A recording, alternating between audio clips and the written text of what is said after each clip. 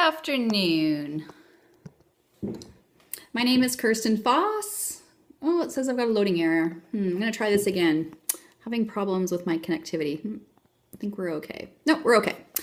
Seem to have a difficult time connecting to my cellular network or the Wi-Fi. So there we go. My name is Kirsten Foss. I am a spa owner. I'm an esthetician. I've been an esthetician for 25 years. And I am a business coach and consultant for the salon and spa industry. So today's topic on hashtag Wisdom Wednesday, I like to talk about stuff on Wisdom Wednesday that has to do with us and our mindset, what we think of ourselves, and all the stuff that gets in the way. And you know, when we get in our own way and from our own heads, it completely affects our businesses. So today's topic is the money stories that may be killing your business. And I read the most amazing book. I finished it this past weekend. It was Brene Browns' new book called Rising Strong. That's her new latest book. And actually, I'll put it up just a little bit more so you can see it. This is her fourth book. And if you do not know who Brene Brown is yet, you need to go look her up. I first saw what she was doing with her TED Talk. That really kind of put her on the map. And that's when Oprah Winfrey noticed her and brought her on. And then she really got put on the map.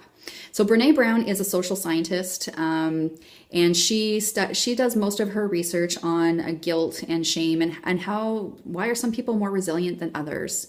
And this book in particular talks about resiliency after we fall. And as an entrepreneur, we can fall a lot. And, you know, when we fall, we can sometimes kind of take it personally. And then we really start getting in our own way.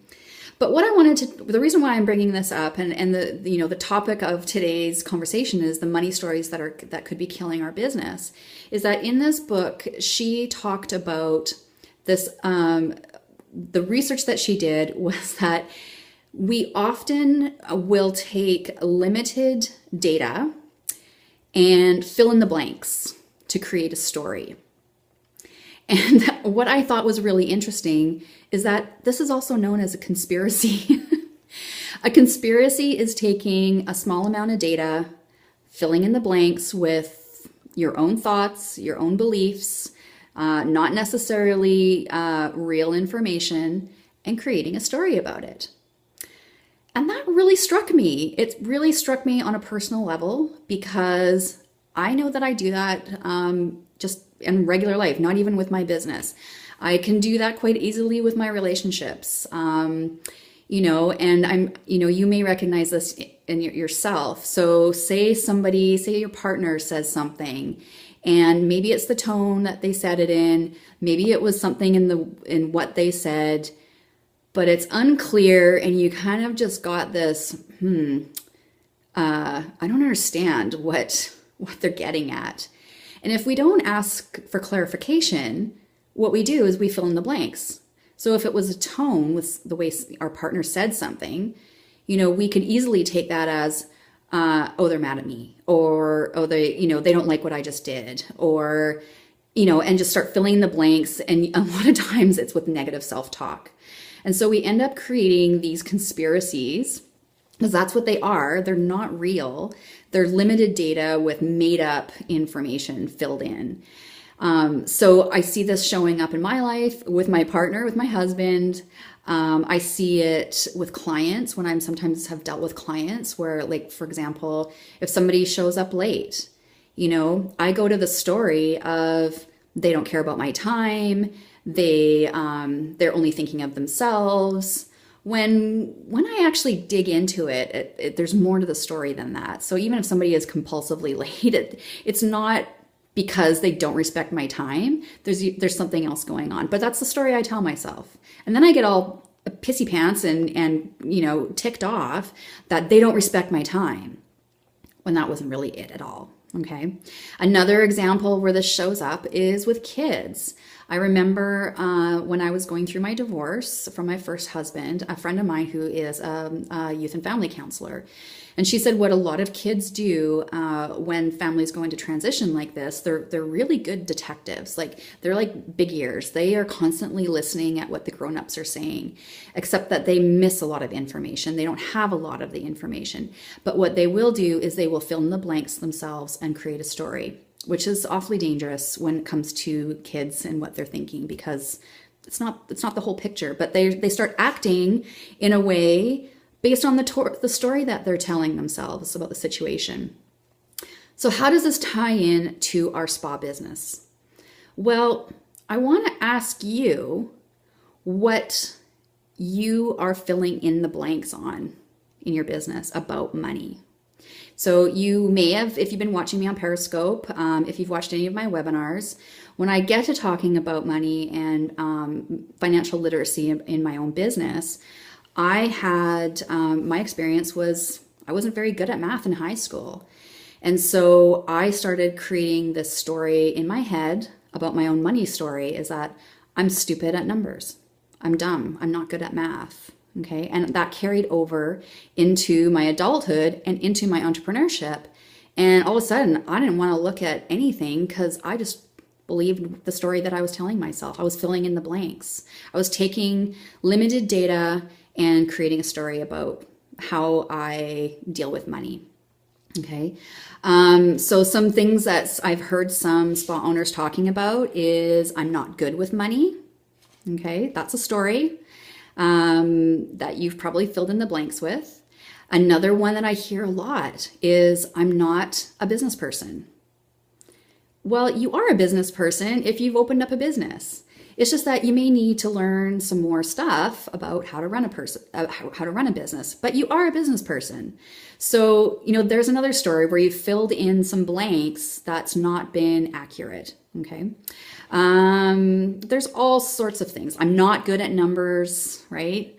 That's another money story that we are telling ourselves. And we can get really into this conversation and this internal dialogue about our story, and we can really get good and entrenched in it. We can have get into a good rut about how we are talking to ourselves. So, I love this concept about, and this concept comes from the research that she's done. So she's done a lot of research, and what she's found is that people create stories. They create their own conspiracies. And I just saw this as a perfect opportunity to talk about how we can create our own money conspiracies. Sounds like a landmark class. Okay, yeah, probably very similar. Hi, Jessica. I didn't see what your name was down there. So, what kind of conspiracies are we telling ourselves that really aren't that real? So I'd like to offer a challenge to you. And this comes directly from Brene's book, Rising Strong. And that challenge is to really simply just get curious about what you're telling yourself. So for me, when I used to tell myself, I'm not good at numbers, I don't understand them, they confuse me, so ergo, I'm dumb. I challenged myself to asking questions like, is that really true? Well, no, I'm just, not super interested in it. So then I tend to get kind of overwhelmed. And when I'm overwhelmed, it's much easier to, get into victim mode and have a good little pity party about it. All right.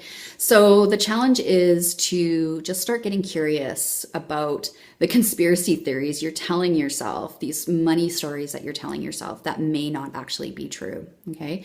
So,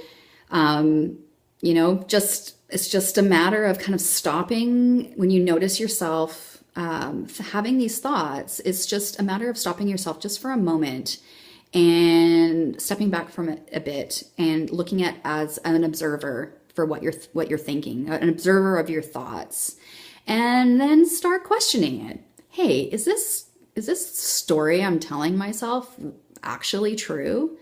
And you may not have an answer for it, but I think, at very minimum, an answer could be, I don't know if it's true or not. That's enough to even kind of wedge a little bit of light into that good old conspiracy theory that you've been telling yourself for years. So a lot of stuff about money, understanding your money, understanding your numbers of your business. A lot of it is really just our own stuff getting in the way. Okay. So today was a little short, sweet, little talk about money and mindset and how we can so easily get in our own way. And that sometimes we just need a little light to shine on this. I highly recommend this book, Brene Browns, Rising Strong. There's so much more in it than just talking about the stories that we tell ourselves. It's a definitely kind of, personal growth and development book, but I know that you will see, you will read stuff in there that is absolutely 100% applicable to being a spa owner.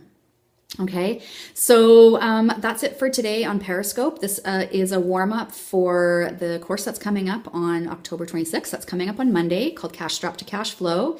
And part of this is we have a secret group that we communicate and connect with in between our classes. And we've already got the group open, and we've got a nice group of ladies, a really nice group of ladies in there. And already people are sharing what their stretch goals are for when they finally start learning how to do cash flow forecasting.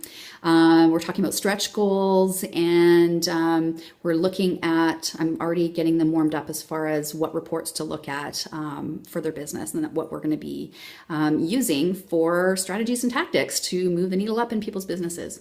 So if you want a little bit more information on Cash Strap to Cash Flow, you can go here on my website, refreshedbiz.com/cash-flow/. You can take a screenshot of that and head over there. And if somebody's wants to type this into the chat, that would be awesome to post that. And if you would like to, if you haven't already, you'd like to join Beauty Biz, I changed the name, Spa Business Mastery Group on Facebook. Lots of discussion on there about spa leadership, about business strategies, and just, supporting one another in our quest to be better entrepreneurs and just better people, so that we are making more money, so that we have more to give as far as services. All right, thank you for joining me. And tomorrow is Thursday. I will be on Periscope in the morning. I'm in my studio doing services, giving services on Thursday, Fridays. And so I don't start until 11. So I think I'm going to pop on here at about 9 o'clock tomorrow morning. And tomorrow, I don't know what my topic will be tomorrow. If you want to ask a question and have me answer it on Periscope, I'd be delighted. So maybe we'll do a little Q&A for tomorrow. How would you like that? So you can post your question on my Facebook page, Refreshed Businesses, or Kirsten Foss, Refreshed Businesses. Or if you're in our group, Spa Business Mastery, you can post the question and I will answer it tomorrow on a Q&A. Okay, we'll talk to you then. See you later.